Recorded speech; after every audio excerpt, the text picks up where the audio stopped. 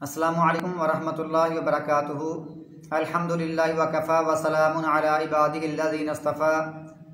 मुहतरम सामीन और नाज़रीन, अज़ीज़ दोस्तों और भाइयों, मुअज़्ज़ज़ माओं और बहनों, आज मेरा मौजू है हज़रत मुआज़ बिन जबल रज़ियल्लाहु ताला अन्हु का, उनका तज़किरा कि वो कितने अज़ीम सहाबी हैं।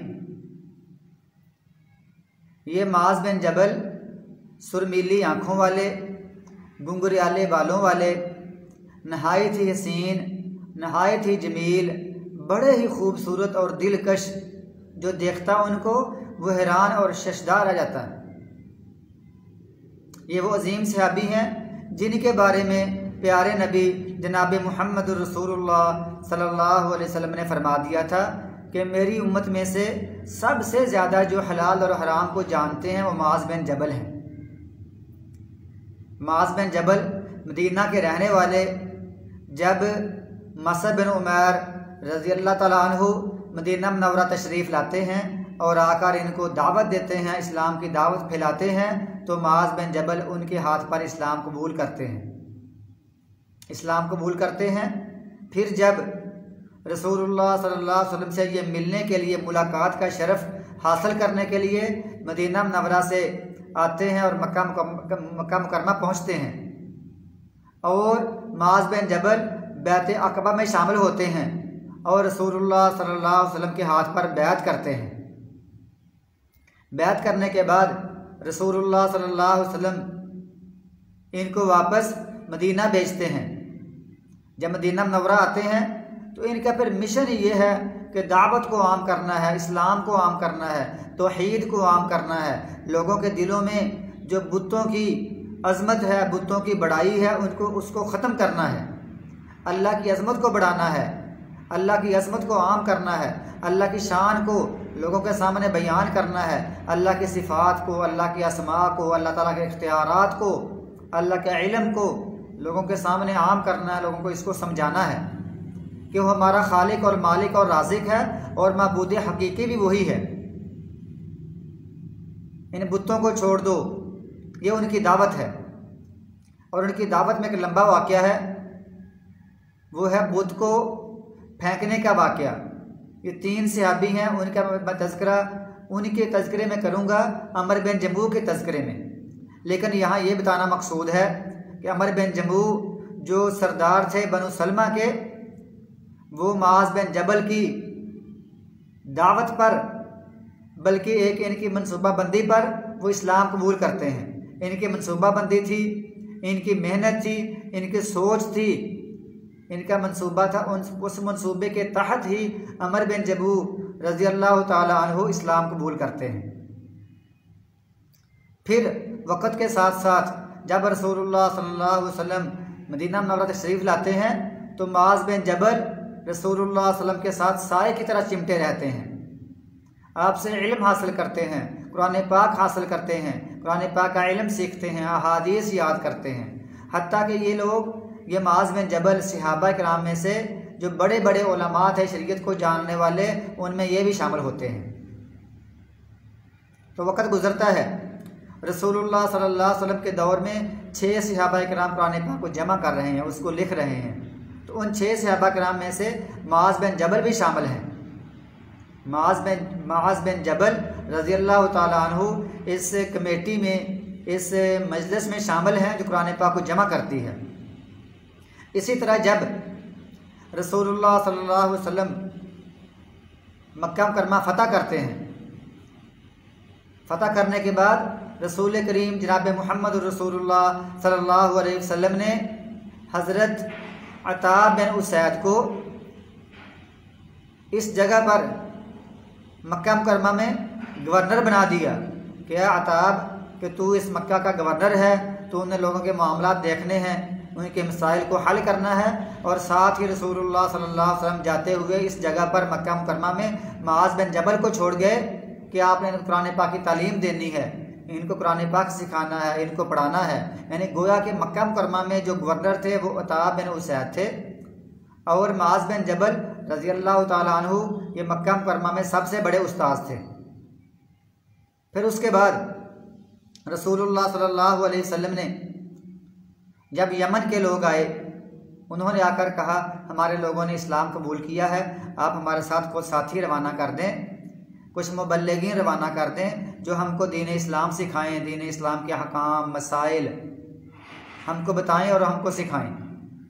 तो रसूलुल्लाह सल्लल्लाहु अलैहि वसल्लम चंद मुबल्लिगीन भेज दिए और उनके जो अमीर बनाए, उनके जो बड़े उस्ताद बनाए, वो माज बिन जबल रज़ियल्लाहु तआला अन्हु था। उनकी सरकर्दगी में इनके मातहत चंद मुबल्लिगीन, चंद मुअल्लिमीन यमन में दीन इस्लाम को पढ़ाने के लिए, कुरान पाक को पढ़ाने के लिए, कुरान पाक को सिखाने के लिए, हलाल और हराम का बयान करने के लिए माज बिन जबल अपने साथियों को लेकर वहाँ रवाना होते हैं।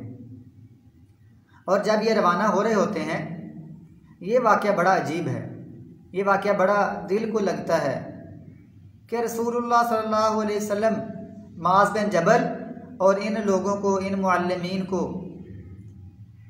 इन मुबल्लिगीन को, इन उसातिज़ा इकराम को रसूलुल्लाह सल्लल्लाहु अलैहि वसल्लम जो सबसे बड़े मुअल्लिम हैं, वो मदीना मुनव्वरा से बाहर, मदीना मुनव्वरा शहर से बाहर इनको अलविदा करके आते हैं।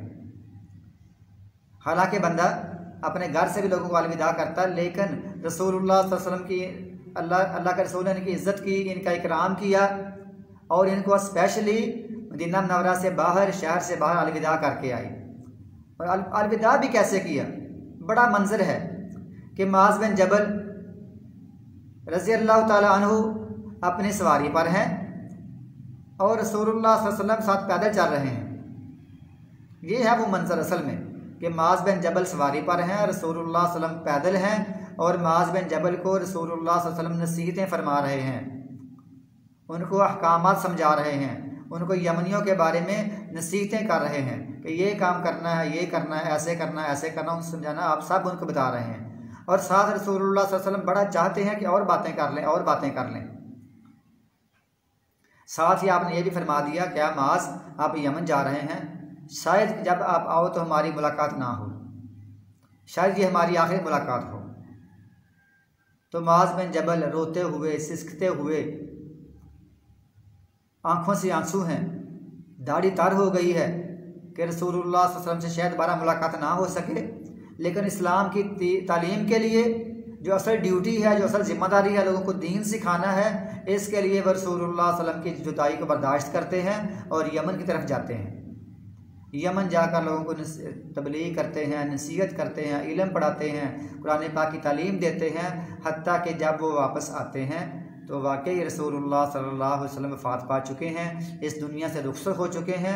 जब माज बिन जबल मदीना मुनव्वरा पहुँचते हैं, रसूलुल्लाह सल्लल्लाहु अलैहि वसल्लम से मुलाकात नहीं होती, तो आप दाढ़े मार मार कर रोते हैं। इस जुदाई का आपको बड़ा गम है, इस जुदाई का आपको बड़ा गम है और बड़ा रोते हैं कि रसूलुल्लाह सल्लल्लाहु अलैहि वसल्लम से मुलाकात नहीं हो सकी। इसी तरह फिर रसूलुल्लाह सल्लल्लाहु अलैहि वसल्लम के बाद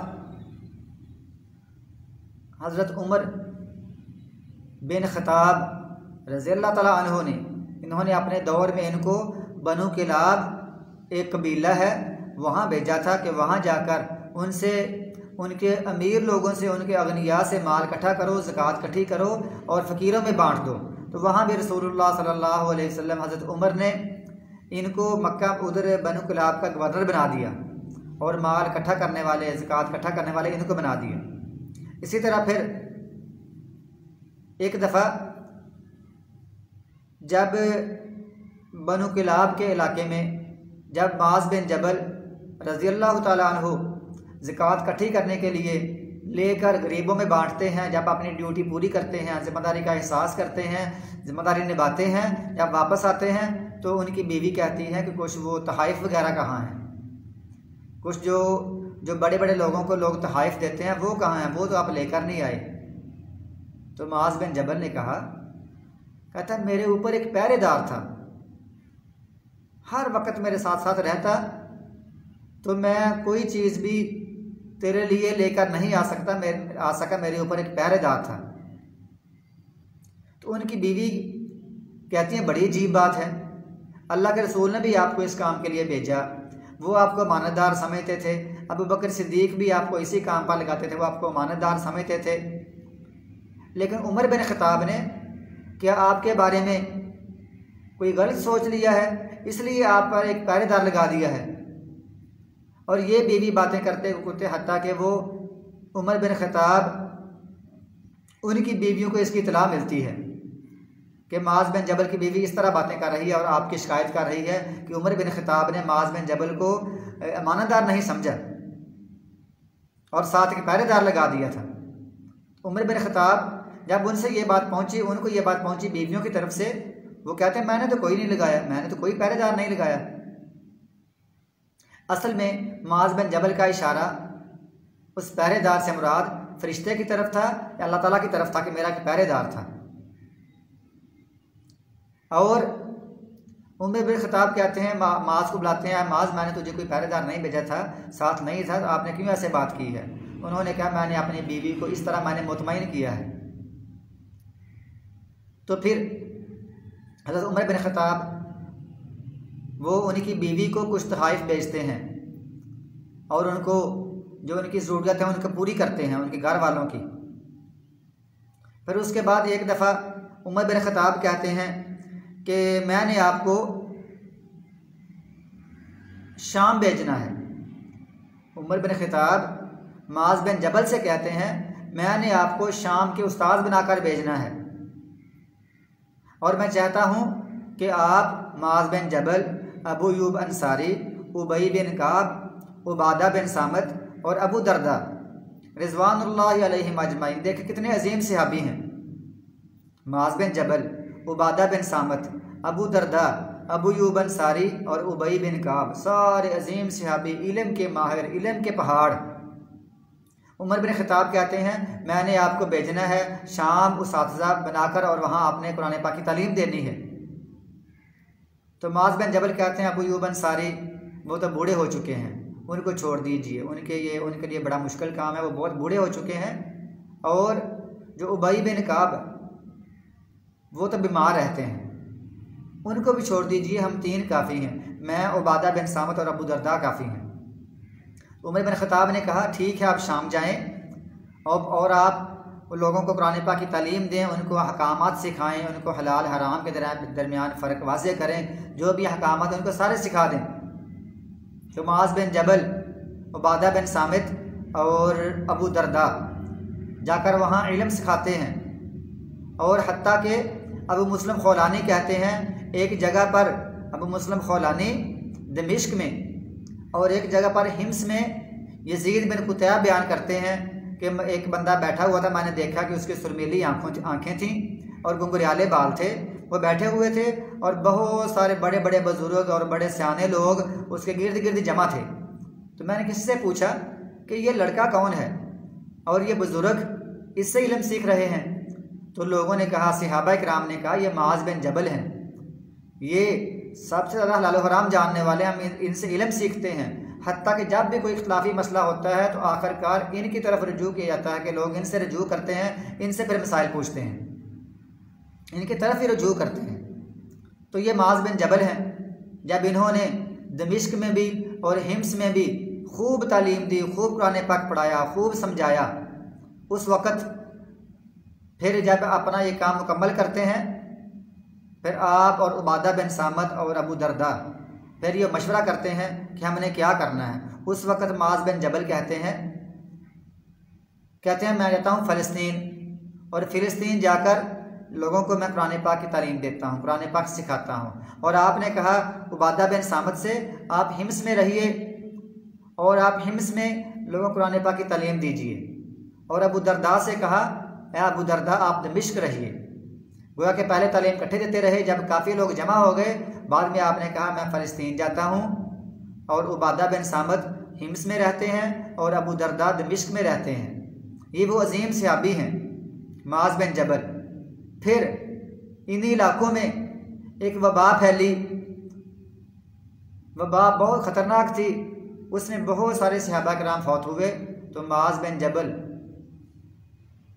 एक जगह पर मैंने पढ़ा ये 36 साल की उम्र में वफात पा गए। वबाई अमराज में एक वबा में ये 36 साल की उम्र में अपने खालिक हकीकी से जा मिले। जब इनको मौत आती है ये बिस्तर पर हैं और ये मौत को खुश आमदीद कहते हैं, कहती है मौत तू मेरे पास आ गई है, मुझको लेने के लिए आ गई है, अब मेरा ये आखिरी वक्त है। और ये कहते हैं या अल्लाह मैंने इस दुनिया से कोई मोहब्बत नहीं की है, या अल्लाह मैंने कोई यहाँ कोई ज़िम्मेदारा नहीं किया है, या अल्लाह यहाँ मैंने कोई मकान नहीं बनाए हैं, मैंने ज़िंदगी तेरे लिए वक्फ़ कर दी है, या अल्लाह तो मुझसे राज़ी हो जा। इन्हीं बातों पर इनकी रूह परवाज़ करती है। अल्लाह ताला इनसे राज़ी हो गया है। ये 36 साल की उम्र में अपने रब के पास पहुँचते हैं और ये उम्मत के सबसे बड़े आलिम बनते हैं, हलाल और हराम के जानने वाले। अल्लाह ताला हमें इन सहाबा किराम को अपना मयार बनाने की तौफीक अता फरमाए। हम इन्हीं के मयार के मुताबिक अपनी ज़िंदगी गुजारें। अगर हमें इल्म पढ़ना है तो खूब इल्म पढ़ें, अगर हमने तबलीग करनी है तो इल्म पढ़ें फिर तबलीग करें। इल्म में बंदा पुख्ता हो, इल्म में बंदा मजबूत हो, वो हलाल और हराम को खूब जानने वाला हो, कुरान पाक की आयात को अप्लाई कर सकता हो, अहादीस को अप्लाई कर सकता हो, वो इल्म खूब जानने वाला हो, वो बंदा इस काम में माहिर हो। अल्लाह ताला हमें इन सहाबा किराम की तरह मुख्तलिफ़ जगहों पर अपने घरों को छोड़ गए, मदीना को छोड़ गए, और ये कोई हिमस चले गए, कोई फ़लस्तीन चले गए, कोई शाम चले गए, दमिश्क चले गए, मुख्तलिफ़ जगह पर सहाबा किराम ने इस्लाम के गलबे के लिए काम किया। आज वो ड्यूटी हम तक पहुँचा गए हैं और अब हमारा काम है, हमने भी इस्लाम के गलबे के लिए काम करना है और सहाबा किराम की पैरवी करनी है, उनकी इत्तिबा करनी है, रसूलुल्लाह सल्लल्लाहु अलैहि वसल्लम की पैरवी और इत्तिबा करनी है, कुरान पाक और अहादीस पर अमल करना है और हमने इस्लाम की तबलीग को आम करना है। अल्लाह ताला हमारी ख़ताओं से दरगुजर फरमाए, हमारी कोताहियों को माफ़ फरमाए, और जो हम दीन का काम करते हैं, लोगों को दीन पढ़ाते समझाते हैं, अल्लाह ताला हमारी हसनात को